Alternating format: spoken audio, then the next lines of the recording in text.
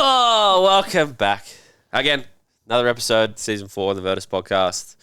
I keep saying it every week, but we're very lucky today because we'll give a bit of background for M first. M works at a gym called IFP. M is an osteo by trade. But M used to be an intern here at Virtus way back in the day. So much back in the day that she asked when she got here if we go down the road to do the podcast, which we did 5 years ago, potentially longer. So when the interns say they'll come back and visit and they'll spend some time with us, they definitely are lying. But I have reeled Em back in today, begrudgingly. She looks more comfortable what she did 2.5 minutes ago when I told her to sit down. But without, I'm not going to say it because everyone keeps yelling at me for saying it. Em, how are you? Oh, I'm good, thank you. Are you sure? I mean, besides the morning attacks, I'm good. Morning attacks, what do you mean? And to be fair, I did visit. I just came to visit Greg. Well, I mean, I'd just come for Greg too, to be fair. He's not going to hear that because he hates us and doesn't listen to this, but... That's fair enough. Too busy walking, I guess. Yeah. Who are you, Em? What do you do? So you're an osteo, you work at IFP. If you were to summarise M. Wallace, introduce yourself, what would you say? I'd pretty much probably say what you said. I'm an osteo by trade. I did S&C before that. I currently work at IFP, which is great. So I was there first as an S&C coach and then left for a little bit and then came back in a dual role managing high performance and rehab. And other than that, that's pretty much the crux of it. Yeah. What's the makeup of your week look like now? I'm at IFP from pretty much 10 till 6 most days. And I manage a couple of rehab athletes. I manage our high performance athletes. And generally I do some outreaching to clubs and educate them on how they should manage their load. And we have some affiliated clubs that we work with that, filter some people in for rehab. So then we micromanage them like a high level club would. Or that's the idea behind it anyway. How did that start? So I think it started when I originally left IFP for another high performance facility. That's how they ran things at Axis in Narre Warren. And then the boys at IFP called me and offered me an opportunity to come back because they really wanted to work in the high performance space and run like an athlete development program and then work on the rehab as well. And they were pretty much ambushed me in the meeting and said, what would it take to get you back? And I'm sure that went down with you. I just laid all my cards on the table and I was like, oh, they're not going to take that. That's a bit much. And they're like, okay, we'll do it. Yeah. Hey, that's good. You got the power. That's the best part about it. Yeah. So it was good. They were super good about it. And it was obviously hard to leave the other place because it wasn't bad in any stretch, but it's just a good opportunity for me to take. Yeah. What are some of the things you've started to introduce at IFP? It's not something they've done before, really. Yeah, so we have high performance classes where everyone gets their own program based on their sport, whether it's like field, court, or like moto stuff. Yep. And then we pretty much coach them through their programs and we implement testing on a regular basis. So we've just got all the valid equipment in as well, which has been great. So loving the new toys. So we got a Nord board, some speed gates, and then a dynamo and some force plates. The little handheld, like modifiable one, the dyno? Yeah, the modifiable one that is tension straps, got everything. Yeah. So good. So we pretty much test our athletes as they come in and then retest them 6 weeks after, or our rehab athletes will retest weekly. So it was good to add the osteo side of things with the whole movement screen and mobility first, and then add the performance side of things with all the valid testing equipment, and then be able to redo it every 6 weeks and make sure we're modifying load as needed. Yep. Yeah. What's your aim or outcome, like your intention for the program? Like, what do you want it to achieve? Well, I just want athletes to get better, to be honest, and just have more confidence around their performance as well. I think a lot of people undershoot their capabilities, so yeah, I just want them to be able to get through, their sport or season and go relatively uninjured, hopefully. Yeah. Touch wood. And be able to improve their performance and better themselves. And generally as a side to that, they just become better humans. They're in a good environment more often, around good people. So, yeah. Nice. What? Where do you think that intention comes from? Like for you personally? I'm a very caring person. Yep. So I think it's in my nature to want to help people get better. So generally, like, that's just where I've filtered to all the time. You know, I was in S&C, I'm trying to help people improve themselves, and then I went into osteo, I'm trying to help people feel better and get out of pain, and help them on their path to rehab to go back to what they love doing. So I think it's just in my nature as the person I am to try and facilitate that. Nice, because I think like all of us get into that for a specific reason, but we all have our own reasons for why we do it. So like for me, for example, like I got into doing this because I made mistakes when I was a younger athlete. Still care about people enough, but I was like, I don't want to have or see other people make the same mistakes that I did trying to be an athlete. Yeah. Whether that means that you make it or not, probably not. Yeah. But it's the feeling of giving it your best shot, I guess. So that's where that kind of comes from. Yeah. We're going to talk shop a little later. So topic for the day will obviously be systemising the rehab continuum. Yep. We'll start with that. Yeah. We're going to talk shop later. But what do you do in your spare time, man? Oh, well, I know you're very business, so I'm going to make you talk about you a little bit more. And I know you're going to hate it, but that's the best part about podcasting is you can't stop me. Yeah, I knew you were going to put me on fire. So, hey, not fire. So I've given up trying to be an athlete myself because I've said this on other podcasts. I'm a bit of all effort, no finesse, and I don't know if I have the effort to give it anymore. So it doesn't really leave me with much. Is that an age thing or and I'm not saying you're old. Careful, whoa, horsey. Tread lightly. Whoa, horsey. Is that an age thing or just not going to get to a point where you want to get to? I think I just lost the drive for it a little bit, to be honest. You know, we all went through a stage where our sport was everything and you were kind of willing to give up, 3 hours 2 times a week and then pretty much a whole day on your weekend at least and then some of your Sunday if you're recovering well as well. And I just don't think it's what motivates or drives me anymore. Like, I'm happy to play some offside, fill in some basketball. I shouldn't say that. I'm terrible at basketball, but like... Hear that, everyone? Emily is up for sale. Oh, yeah, it can be brought. But yeah, like I'm happy... Banana bread and coffee. Yeah, I'll take that. Yeah, I know. Yeah, so I think I'm happy to do it as a side, but I don't think I could commit to it how I used to commit to it. Yeah. So now I'm a little bit boring. I just go out to the beach. I'll be reading... going for a run, doing fit things. What do you do for your training now that you don't have athletic endeavours? Like what's the makeup of your week look like? Like what do you like to do? What's the things you avoid doing now you don't have to? Oh, I just really try and not do bench press, to be honest, but I have to because I give it to my athletes. I remember Wallace bench press phase. Don't worry. I was actually looking at videos of you and I when you were down here. Oh no! On my phone, and God, I hope you can front squat better now because. Oh, that was terrible, wasn't it? That was all sorts of bad. It's better. Funny you say that because I was literally coming across it on my phone the other day, just clearing out space for the podcast. Actually. Oh, great! I was going through all my videos. Hope you deleted it. No, I don't think I did. I was like, I'm going to need that one day. George, I'll put it here. Yeah, oh God. If you're listening, that's not me. Looks like a very baby M, that's for sure. Yeah. Oh, God, I've grown into better front squats. I do 3 strength sessions a week generally that I actually program for my performance athletes. So I'm a big advocate of if you're going to give something to someone, you need to know how it feels and then obviously how you're going to coach things that work or won't work and at least you can sort of then say to your athlete, well, like, no, I've done it, like this is why you need it. I know it's hard or doesn't feel great or whatever, but it serves a purpose. So I do incorporate those sessions sometimes and you can't ever get angry at who's programming for you because it's me. Exactly. So it just comes back on me. We do like CrossFit-y type Saturday, like it's hard. Like blanket, it is hard. And the preference is I don't care that it's hard because I did it on Wednesday, so I know how hard it is.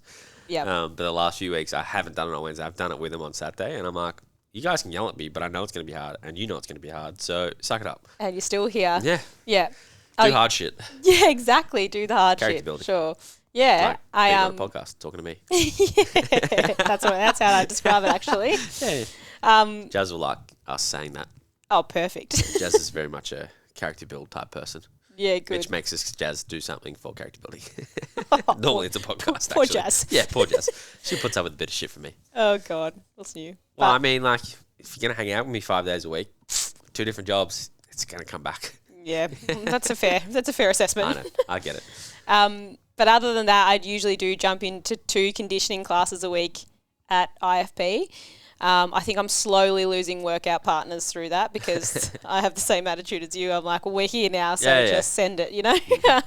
And they are hard. Like the Saturdays as well for us are typically like you're here for it. So they've been really good. And then I'll generally run like anywhere from 2 to 3 times a week. Nice. Yeah. What do you want to get out of your training now? Are you just training for fun? It's a question I get asked all the time, actually. So I'm curious about. Yeah, I think for the moment it's obviously has health undertones. Like I want to be healthy. Like I want to maintain a good base of strength for all the benefits that come with it. But it is for fun. Like I'm not looking to improve performance or anything like that. But I did get on the Nord board the other day and it was abysmal. Oh boy, what define abysmal though? Oh, it was not anywhere near the benchmark it should be. Above 200?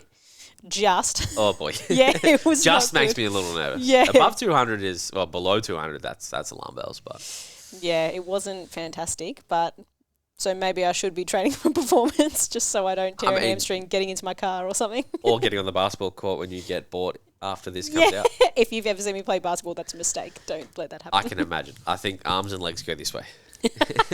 I have to watch the ball. For people listening, I was pointing opposite ways. Yeah.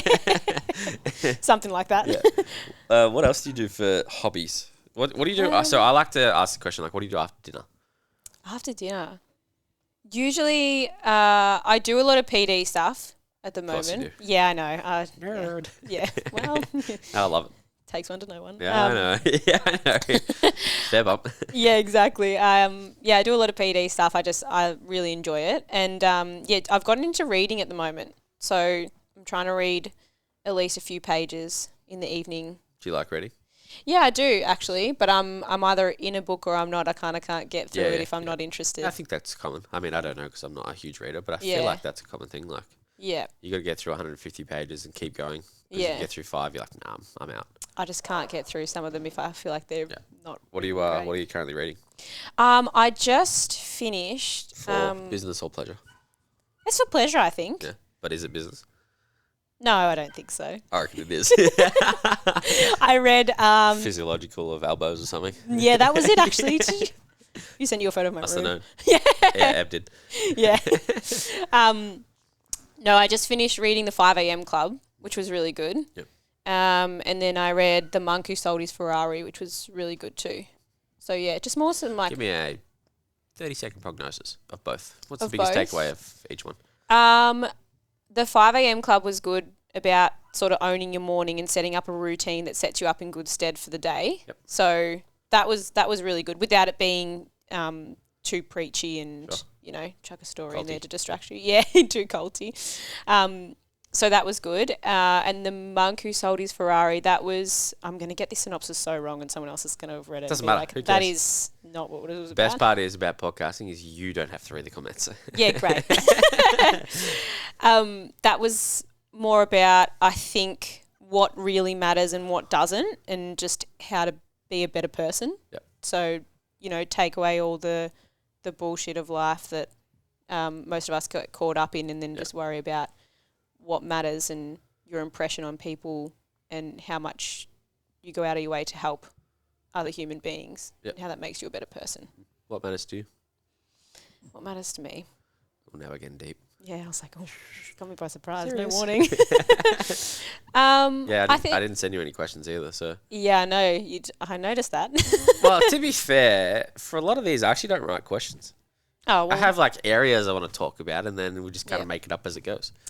Look, I'm just here in the hot seat ready to... It's not hot, it's cold, the aircon's on, The sun was baking in the window when we walked in, but you're back to being stressed standstill. Georgia, clip it. Yeah, cut that. Yeah, what matters? I think just being a good person matters to me. Like, I want to be the best person I can, and then I want to inspire other people to be that for themselves and for the people around them as well. I just think you just have to be a good human. And I know that goes around the place here as well. So, yeah. Not a bad thing. Yeah, not at all. What defines a good human for you? Like, what are some qualities you look for?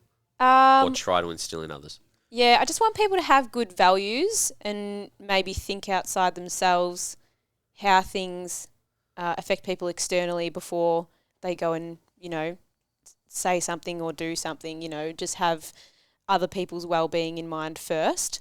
So I think you just need to create really good values that make you a person people want to be around. Yeah. Yeah. What are your values? Shit. Yeah. I know. No, I value, respect and loyalty and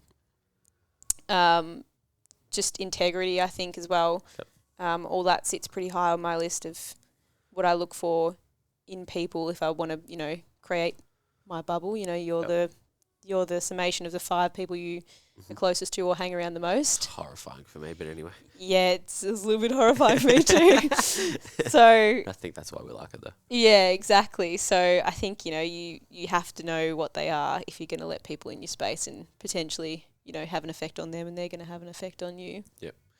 What's who or what or how do you think like you've been defined like as am now? Like what's influenced you to be who you are? Or who? I guess you have to say your parents, don't you? Like they You don't have to. Well, yeah. They bring you up, and they obviously instill a lot of that early. Like you have respect for them and respect for other people, and show integrity and things like that. So I think definitely them, and so I don't know. It's just different people as you go through different phases of life. You have your school friends where you're sort of one person, and then you leave for uni or work, and then you have work friends and uni friends that sort of mould you further, and then you get into your career, and then it's the same again. Yep. So, but I've always been in like the fitness health space. So, I've been around you guys for a little bit, early days too. So that probably helped that mould. Helped, hindered. No. Bit of both. Yeah. Depends on the moment. Yeah, exactly. So that definitely helped that too. But I don't know if I could go as a summation, pick like 1, 2, 5 people that really made me who I am today. Yeah. What about recently? So in like the last 5 years, like when you started here, you're very shy, very not confident, very like, I wouldn't say sheltered is the word, but like closed. I know what you mean. Yeah, you know what I mean. I know, and I know you know what I mean. But what about now? So what's made you be a little bit more confident and proud and out there? I guess not out there is probably not a good way of saying it. Yeah, I know what you mean. I think. And this is for me. Like this is a selfish question because no one else knows what little Em was like. Oh, so you want me to say you? No, absolutely not, because that is a horrifying thing for anyone. No. But the change that I've seen you go through in the last kind of like 5 years has been huge. So like, what's helped you do that? I think. I'm not saying you're a shit person before that, but like, I'm glad you told people. I'm glad you told people that part. Hey, I say lots of nice things about you. Thank you very much. Just not to my face. I got it. Sometimes you're right. Yeah. I think. So I'm someone who you just have to throw yourself in the deep end and do it. So like even if it's uncomfortable, like at the start I definitely needed to be pushed into that, which the internship helped with that. You guys as coaches, throw back to like Katie, obviously, you, Cam, Lockie, was definitely pushed that. Yeah, huge throwback. But anyone left? I know, still standing. Still so old now. Hey. I know. So yeah, you guys definitely helped with that. And then there was opportunities that if I wanted to take them, I needed to put myself in that situation. So like even at footy, I moved into a bit of a leadership role, and then I was trying my hand at VFL. So I just kind of had to be pushed into those scenarios. And then at uni, you have to do presentations, you have to develop an understanding of things, and I've got 2 degrees and a huge HECS, so I've done that rodeo twice. Feels. Yeah, absolutely. So I think that's just set me up for scenarios where if I've wanted to do something, I've just thrown myself into the uncomfortable and just done it. How did you begin to kind of like cultivate that? Because it's hard to start. Yeah, I think people encouraged me at first. Like if I go back again to like the internship and you guys, it was like, will you get up and explain what this means? Yeah, I don't care what you say, but you're in charge. Yeah, and it's just, you can do it. Go on. Like, we trust you. Yeah, it's going to be fine. Yeah. And you sort of go, oh, okay. And it starts off in like a small environment where you're relatively comfortable, and then you sort of progress on to other things, and then there's some things that are just straight up uncomfortable. Like I had to go and present to a football club really recently, and the coach just said, hey, can you come down tonight and have a chat to the boys? And it's all these senior dudes who Yeah. don't know me, haven't met me from a bar of soap, and Yeah. there's sort of, 40 to 60 of them, and you're like, all right, I'm here to tell you about what you need to do for your athletic performance, what you need to do for your rehab, what you should be doing, to manage yourself in the season and stuff, and sort of have that many people looking at you who don't know you, and, you're trying to make a good impression.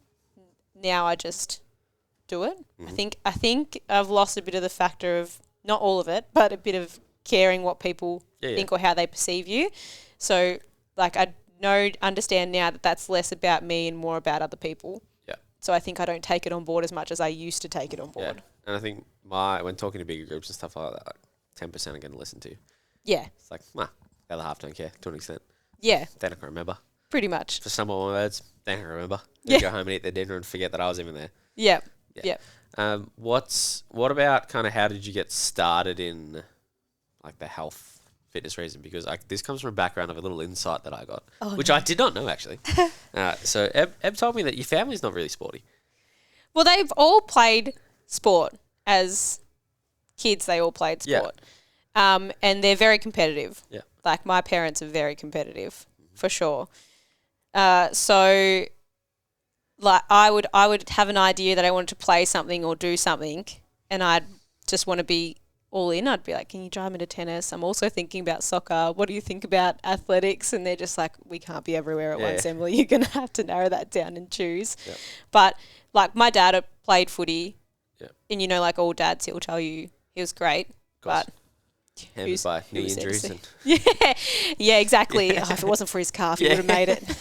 Yeah, I love those ones. And my mum did, I think, like netball early days, and then got into kickboxing and stuff. And there was a while there where she was working at Ozpost, like riding her bike, like riding a push bike. So they've all been relatively fit. So I think that's where it stems from.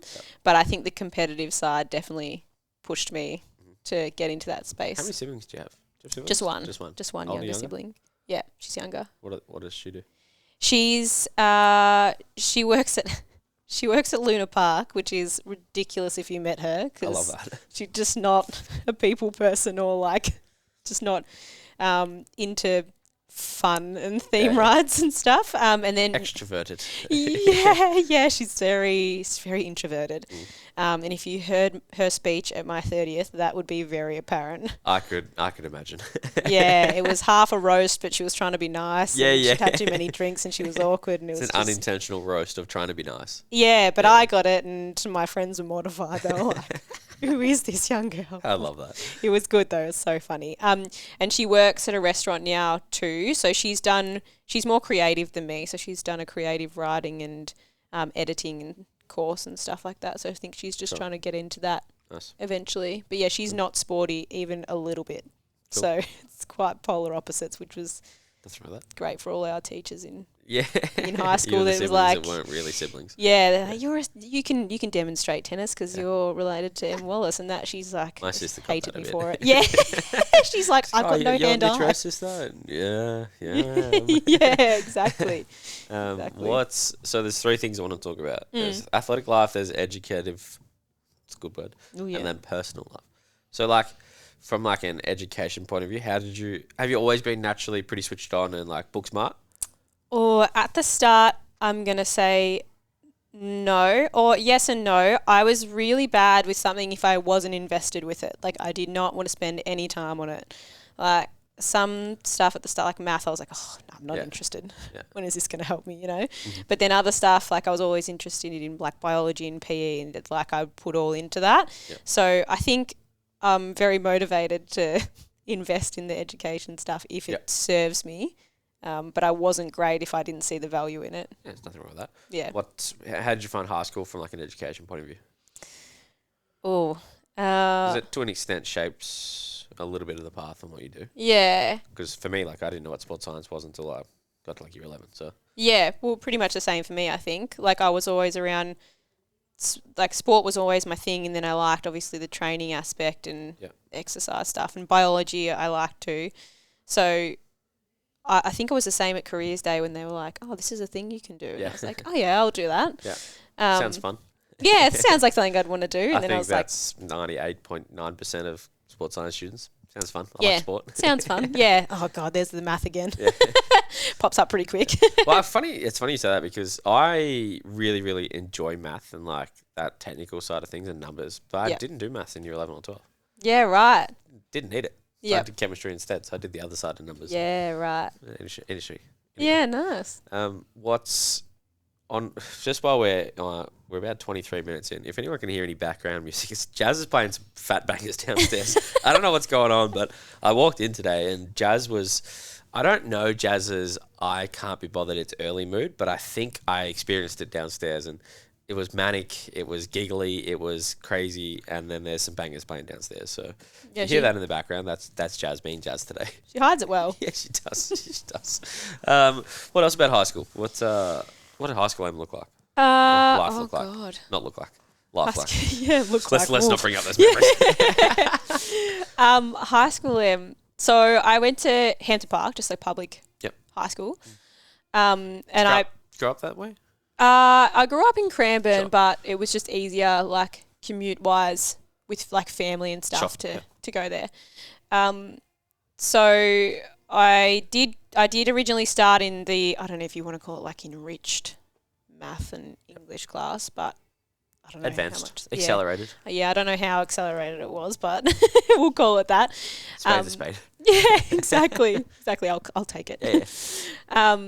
And I was always involved in sport, like school sport, team sport. And then eventually into senior school, I moved into like house captain, things like that, a sports captain and things like that. So I was always good with the educational side, or mostly good with the educational side. Everyone goes through year 9, Oh, it drops off a bit, yeah. The one that teachers hate, Yeah, exactly. The makes sense looking back now. Yeah. Exactly. But then sort of came out of that and I guess got into some leadership roles even from then, like quite early.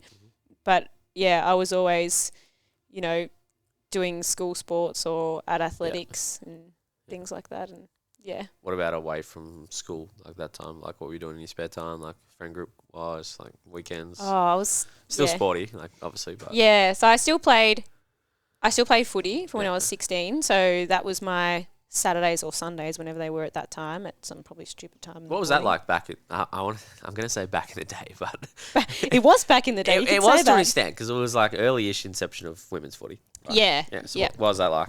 Looking back now, seeing the explosion that it's kind of gone through. Yeah, so I had the idea. I don't even know where I got the idea, but I had the idea I wanted to play footy. Like I wanted to start playing footy, and then found out there was actually a women's team or like a youth girls team in Cranbourne. And I went down. I practiced first with my dad because I didn't want to look like an idiot. Of course you did. Yeah, so I was like, Dad, you need to teach me how to kick. So like obviously he did. He helped. He was pretty excited that I was going down to try and play footy. Yep. And the first session I went down, I remember Jess Wallace was there. So shout out Lockie Wallace's younger sister. No, not shout out Lockie Wallace. Shout out Jess Wallace. I'm shouting out Jess, but I'm saying the association anyway. Because everyone asked me if I'm related to him. Yeah, true. I was actually going to ask that later. Like, are you annoyed by this question? No, I'm not, but I'm also not related. Yeah. I'm past it now. And like even past it. And some of the girls I played with from youth girls into senior, they're now playing AFLW because they were just really good. Sure. Yeah, and they'd played with the boys and developed proper skills and went on that path. But it was great to play footy with them at the start. And I was not very good at the start. I was terrible because you go from no contact sport to someone hitting you, and you're like, ooh, I hate this shit. Don't know about this. This is different. Yeah. But yeah, then we sort of got to a stage where the club got a VFL license. And then we were playing higher level footy. Yep. And that was an eye-opener for sure. Yeah. You're playing some pretty stacked teams and losing by a lot.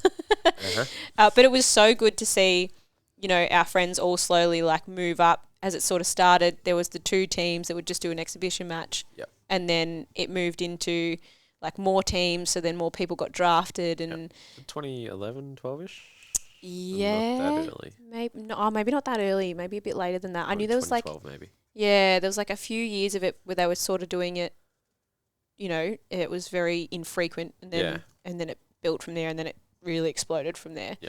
So, yeah, it was good to see everyone get their opportunities and get to do what they're good at. Yeah, Nice. that was great.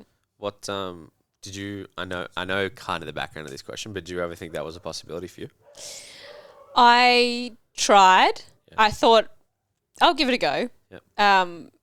But I don't think I had the time available to try and develop the skill that I needed Yeah. to do, because the fitness was fine. Yeah.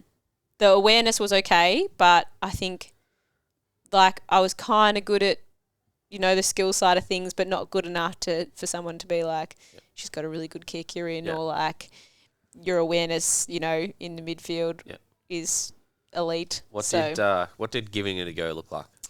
I tried out at Saints first, so It was my first year. yeah. So first year. So I've got some insight that I'm going to provide you in a minute. But Oh no! So I tried out there. Panic. Yeah. I tried out there, and like I said, I wasn't where I needed to be to make the team. So I went back and played local, and then I think I tried again at Saints another year. Got invited back and did another pre-season there, and got further, but it was still like, you know, by that stage there were already girls that were in the program, so then it was harder to try and like get on a list. And then I went down to Box Hill for a full pre-season. Yep. And I got offered to stay on as part of like a development squad, which is like you train with a team, but you'll play with your local team. Sure. And I think that was a real eye-opener for me at that time, because I was sort of trying to manage studying osteo. I was working at the gym morning and night, and then I was trying to play footy and obviously train at Box Hill. So I just sort of said to them, like, I don't think I can commit to that. Yeah. Like, I was tired. Yeah, 100%. Is that a hard decision to make? Yeah, it was, because you sort of need to... I knew I was spreading myself way too thin, and I knew that just something had to give. And, like, in terms of...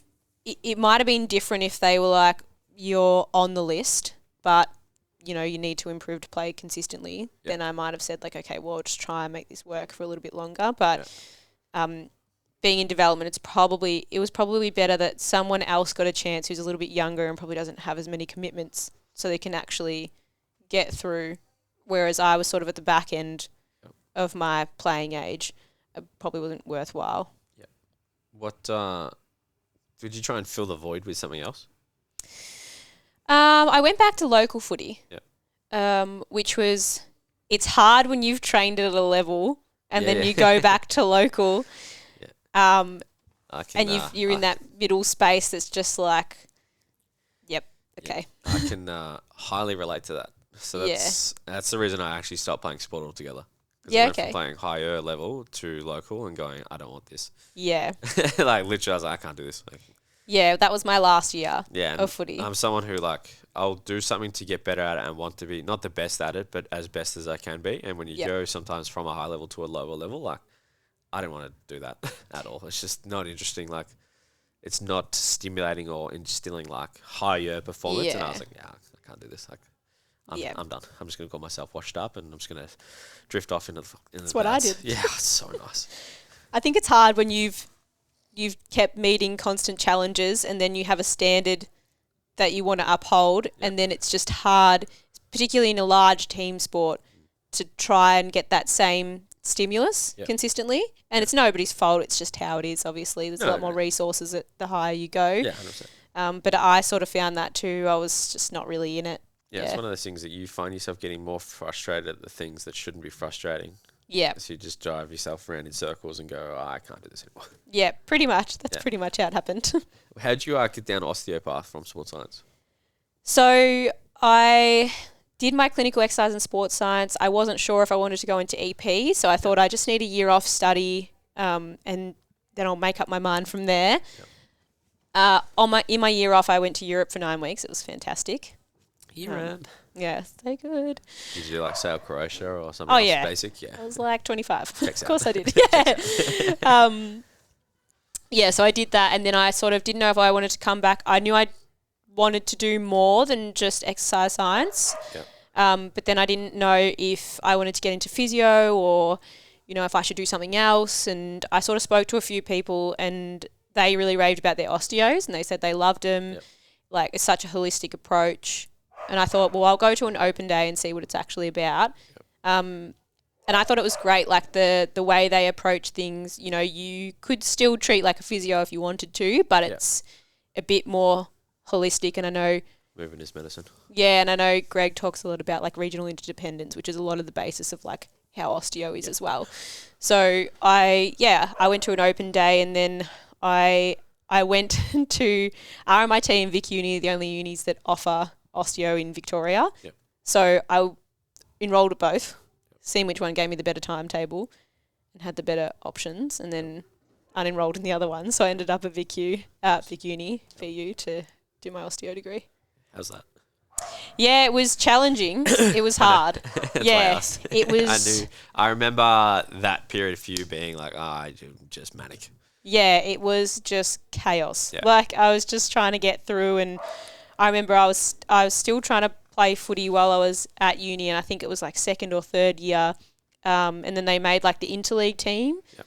So I was playing local footy and then doing interleague training, and then they wanted me to be captain of the interleague, like the inaugural interleague team as well. Yep. I was still working at IFP in the mornings and the evenings. Yep.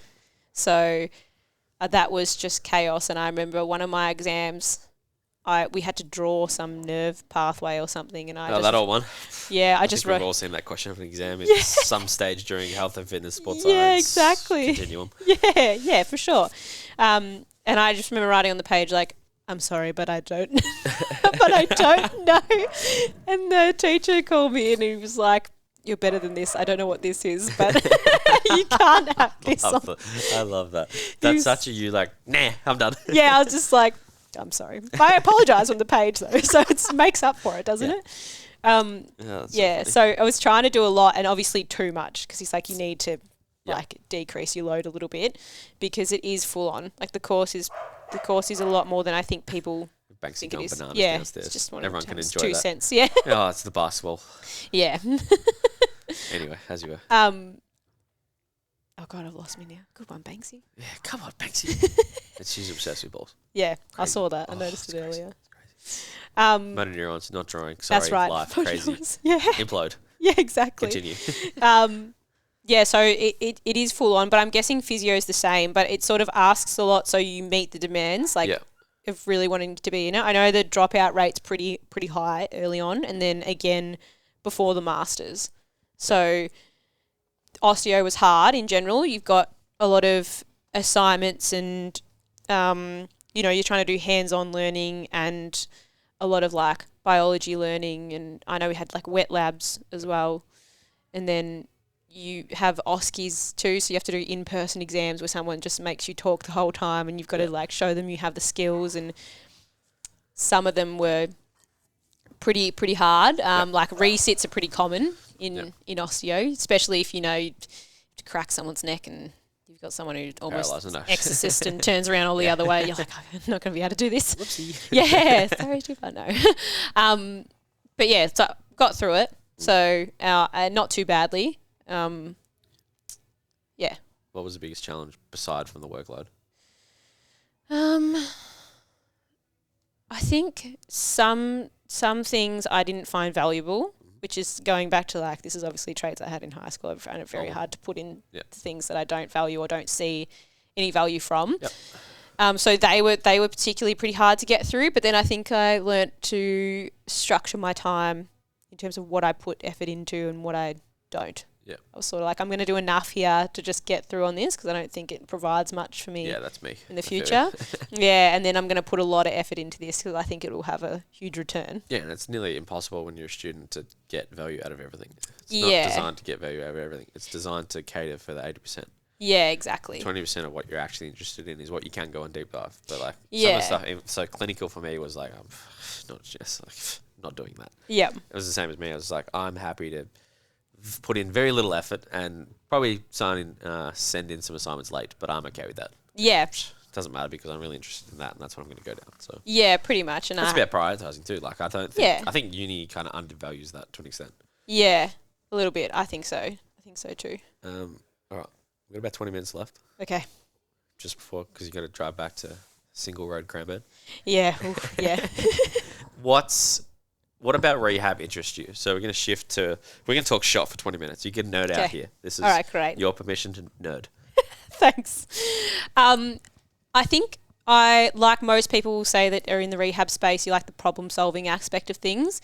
And I think that paired with just the person I am wanting to care for people or help people, it just molds in quite well. Like, I can tell because you kind of did this one a little bit. Set up and goes, all right, talk shop. Let's go. Yeah, exactly. I'm committed.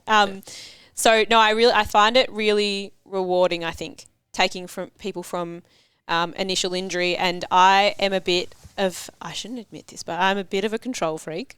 So I like. Something wrong with that. Yeah, you like your thing done your way. Yeah, so I like seeing people from like pre and then helping them develop a plan of how they're going to get through, what's that going to look like, what's their end stage, what are their goals to get there, and then how am I going to facilitate that and how are they going to achieve that. So I think I like being able to like follow them from the start and then help them all the way through their journey to get to a point where they're back doing what they love, or like just they trust their bodies again is a huge thing as well. Yeah. Which is why I wanted to talk to you about systemising the continuum, because I know that you love that shit. And I know that you probably didn't know that I knew that about you, but that's why we're here. So what's it look like from like general overview broad, like start to finish, like in your world? How do you go about systemising start to finish? So I think initially I like people to come in and have a conversation as early as possible. So like I want people to know what it's going to look like. So I think that's the biggest thing is you have to set out what the expectations are, because if you initially say do an ACL or something, you're devastated. So initially you're like, this is it. I can't play sport anymore. You go into a catastrophizing mode. Like, what do I do? Who do I see? You know, and you hear that with some young people that they go to the GPs and they're like, oh, do you have a surgeon? Like, why would I have a surgeon? Like, why would I know what to go see, you know? So I think I like getting them in early and then just taking away that unknown. So setting the expectations and them knowing that, okay, there's a plan, there's a process. I know how it's going to look good and bad. And then I know what's going to happen out the other side of it. So I think that's the first thing I like to tick off from a starting point. Yes, you're still allowed to feel pretty average about it. Like it's you know, it's significant or even an insignificant injury. Like if you're sort of around finals time and you want to play, like it's pretty devastating. So I think just setting the expectation for people at the start allows you to then build the system from that they can actually achieve or excel, or at least know how it's going to look. Yep. What are your like base expectations? Like what are the common ones you always seem to bring yourself back to? In terms of expectations from the person? Both. So I have pretty high expectations from myself, firstly, to be able to provide this person the care that they need. And if I don't think I'm the person for that, I will send them elsewhere. Yep. So I think that's first what you have to recognise. Like, is this something actually for me, or is this something that needs to go further than me, or do I need to involve someone else in their care? I think the other thing is, like, I will tell the person what the process looks like, but then what's also expected from them in the process for it to go smoothly. So, you know, if someone's early, like post-op for, say, ACL or something like that, you know, there's expectations of what they have to do across the first 2 to 4 weeks to set their rehab up well so that they're where they want to be in, you know, 4 months, 6 months, 9 months. So I will explain that to them quite clearly so they know what the expectations are and then what it looks like if they're meeting them or not meeting them. What if someone doesn't meet them? Well, I mean, I used to get quite stressed about that. So I think I would definitely project onto people and be like, you're not doing as much as you need to do. You're not going to be where you want to be. Like a motherly approach. Yeah, I'm like, what are you doing? But some people just don't care enough about it. And I think I've stopped taking that on board as being my responsibility to make them care. You can only give people all the information and then they can do what they want with that. But if you just set out the expectation of if you're coming in the gym 2 times a week, you're not going to, you know, this is your volume. This is someone who's coming in like, you know, 6 times a 168 week. hours in a week, and that's 3 of them they're using. Yeah, exactly. As opposed to someone else who's using 18. Like you're not going to be on the same time continuum in your goals and outcome measures and return to run, train, play, and then you can't then get upset when that point is not there for you because you're not meeting the benchmarks that I've clearly set out for you. Yeah. What are your metrics that you use to start with? What do you work off? Generally, let's say it's just like a lower body injury. Just that's a bit easier, I think. Yeah. Well, generally, I think like most people are the same in you want to restore their range of motion. Yep. You know, there's restrictions around some things, but you want to restore it to best of ability and then make sure you protect the area so it can actually heal properly and you're not putting extra stress on other things around the area or putting them under loads or stress that will affect their motor control. So you're trying to sort of maintain some neurological input, get them some stimulus, but nothing that will annoy the joint or the area that's healing, and then sort of work through to get their range of motion and improve their range of motion. Yep. Oh, hey, Bexy. Oh, hello, Bexy. Just let yourself in. Yeah, why not? No worries, Gil. And then sort of from there, you want to lose as little capacity as you can in everything. So for me, generally, I try and maintain their load or stimulus around the other things. So like you can still train upper body, you can still maintain some aerobic capacity, and there is some good research articles and outcomes in maintaining aerobic capacity whilst in early rehab, and that the effects that has for healing. Yep. So that's generally the things I'm trying to work around is, you know, restore their range of motion, try and maintain or restore their function, and then try and lose as little functional capacity as possible during that stage without doing anything to harm the injured area. So you want to protect that joint site. Yeah. What are some like common, not mishaps, but areas of kind of like confusion that the body goes through like in early stage? That the body goes through? Yeah. Or mind. Yeah. So I think there's a fear response. Yeah, which is normal. And then with that fear response, obviously there's the inhibition of motor control. So you do adapt to ways of moving, and you change how you move or how you load. I think that's a lot of what happens, which isn't necessarily a mishap. That's very normal, and it's like our job to try and decrease the amount of that happens. So then their rehab's set up for success later. I think another thing is some people get to a point where they're like, it feels good, I'm going to push it. Yep. And I've definitely had that before where I've had someone go, my knee feels really good, I'm 4 months down the track of ACL, I'm going to go for a 1 kilometre time trial on concrete. No, let me in. Yeah, exactly. And I'm like, you know, the next day they're like, my knee's pretty sore. Yeah, swollen. I don't know what I've done. Yeah, oh my God, I've ruined the graft. And I'm like, no, it's actually a lot stronger than that. But, you know, as a however weight rugby player, you can't be sprinting on concrete after a 1 RM box squat because your knee felt good, because now this is where you are. Yeah. So I think sometimes people get a bit overzealous, which is, it's great that they're at a position that they feel good, but, you know, you need to probably reinforce that, yes, I know it's going well, but that doesn't mean we just send it at the first opportunity we get. So if you were to define like your philosophy of your approach to rehab or your systems, I know you love this. Oh God, the philosophy question. I actually don't think I've asked someone's philosophy yet. Yeah. It might be the first one. Oh, 7 or 8 episodes in. Been asked twice. It's impressive. And I still don't have a good now one. Looking back and reflecting, that's impressive. Oh, good work. Philosophy on systems. What does it look like?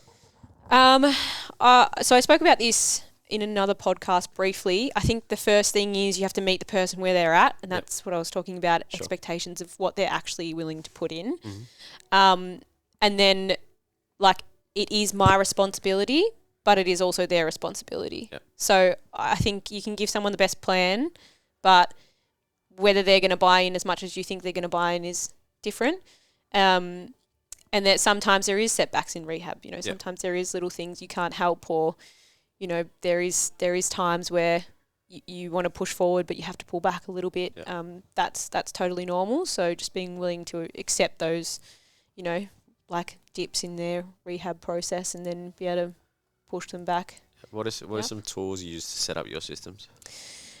So I usually like macro cycle plan out someone's rehab. Sure. So like from start to finish, what it looks like. So I'll usually reverse engineer rehab programs. All right, what does the end stage look like? How do you track that?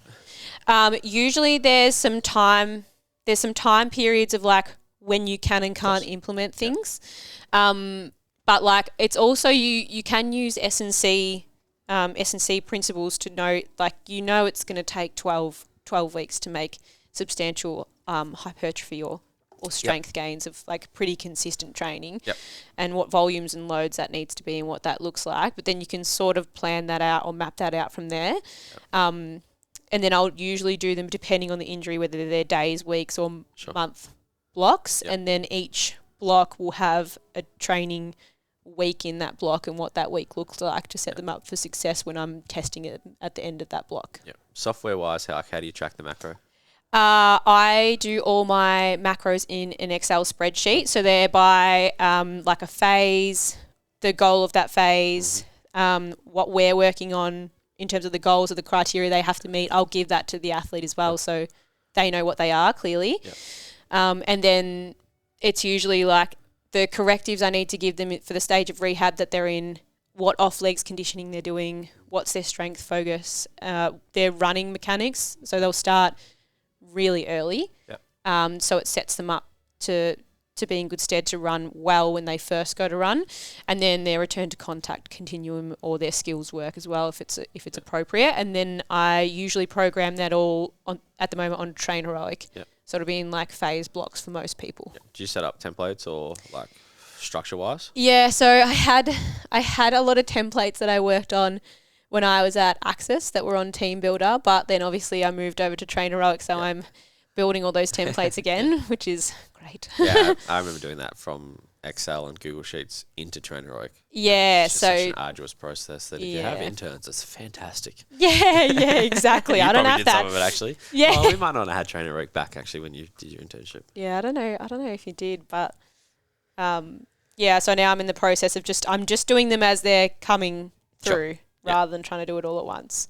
What's your exit criteria look like? For any just a lower body injury. In terms of return to play? Let's go return to train. Return to train, like so gym like running, or contact, anything like that as well. So training, just in general, like what do you take someone through to clear them through different stages of their rehab, I think is probably a better question. It's quite different through different injuries, but I want them to generally have like an asymmetry measure, so what percentage of asymmetry they are from limb to limb. What's your favourite one for that? For the asymmetry, or general ones you use. We use the VALD equipment for that stuff, which is good. So generally it's the dyno to start, or we have some capacity testing for like, single leg squats or bridges or things like that, because you can get through box squats at a very high load with two legs and cheat. You can't cheat with one leg.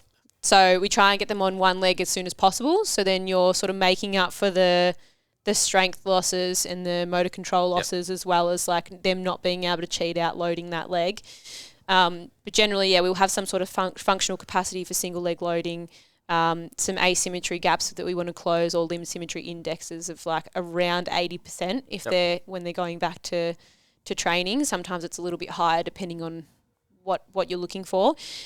We want them to be able to handle impact forces, so be able to do plyometrics quite comfortably. So whether that's single leg pogos, single leg jumps, drop jumps, box jumps, things like that.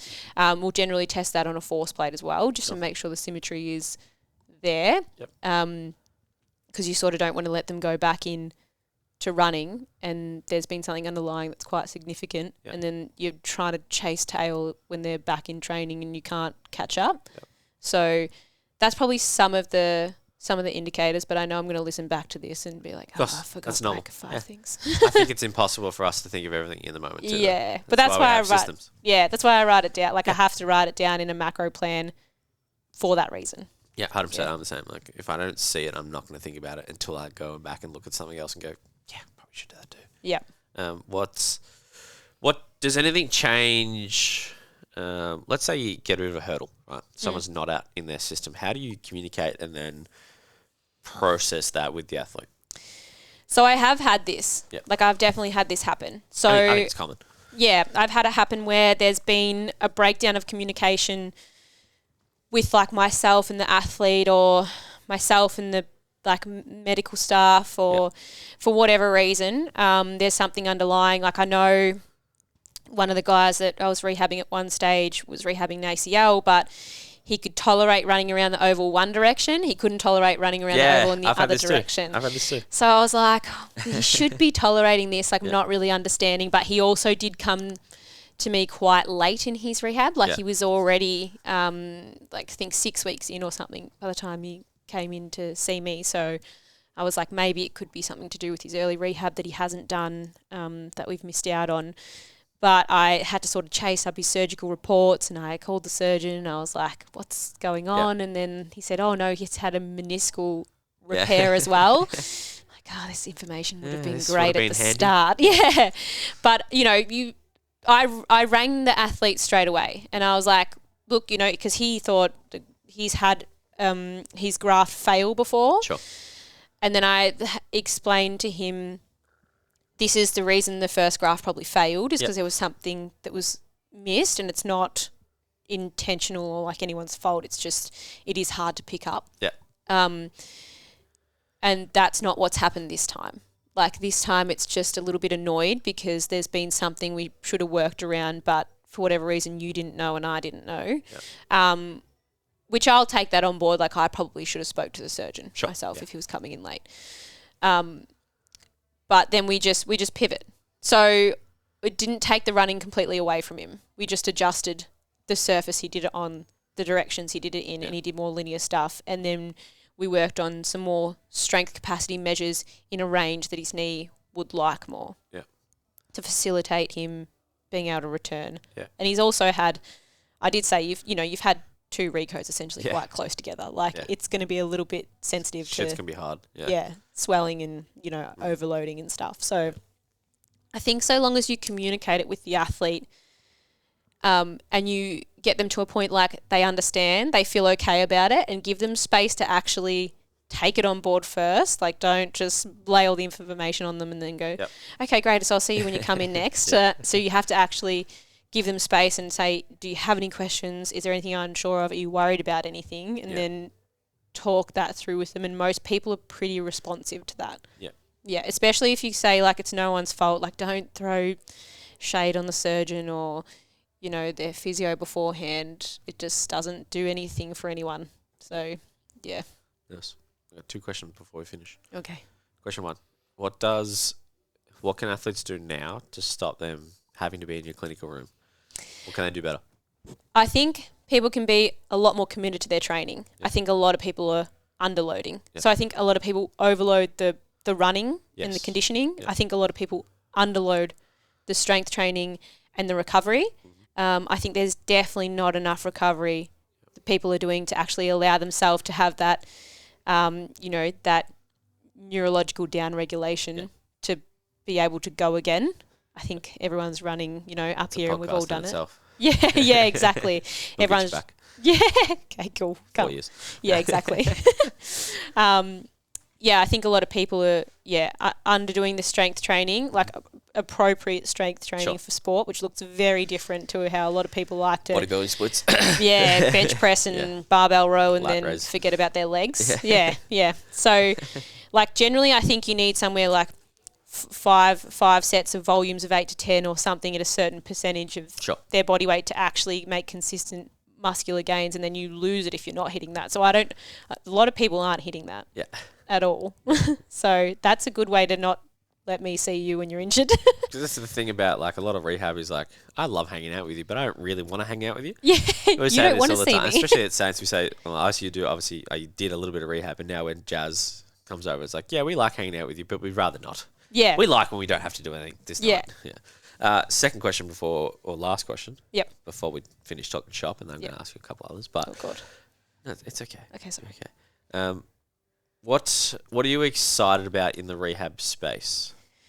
I'm excited that it's progressing. Yeah. So where rehab was to where it is now it's a huge difference. Yeah. Like it's really growing. The expectation of what practitioners know and the S&C part of it is huge. Like, people are really starting to nail the outcomes for rehab and how that looks and what people can tolerate. Like, it's just, the rehab game has just leveled up, and it's great. It's great for anyone. Less crab blocks and banded ERs. Yeah, exactly. there's progression. It's monitored. It's specific. Yep. It's safe. It allows Technology's coming along. Yeah, and you get all these technologies that can measure things really accurately and objectively, which is fantastic. This makes our life so much easier and so much harder. Yeah, well, both. Yeah, you're right. I'll take both. That's why we do it. Yeah. All right, and we are going to wrap it up.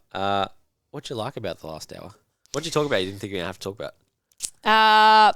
High school. Yeah, that's an easy one. That gets everyone. Yeah, so high school I didn't think. Because not a lot of these episodes come out yet. They will when this one gets released. No one quite knows what's coming, which is such a nice place to be. Yeah, great. Yeah, I didn't think high school was going to get brought up. The philosophies and values always get me a little bit, but it makes sense. Yeah.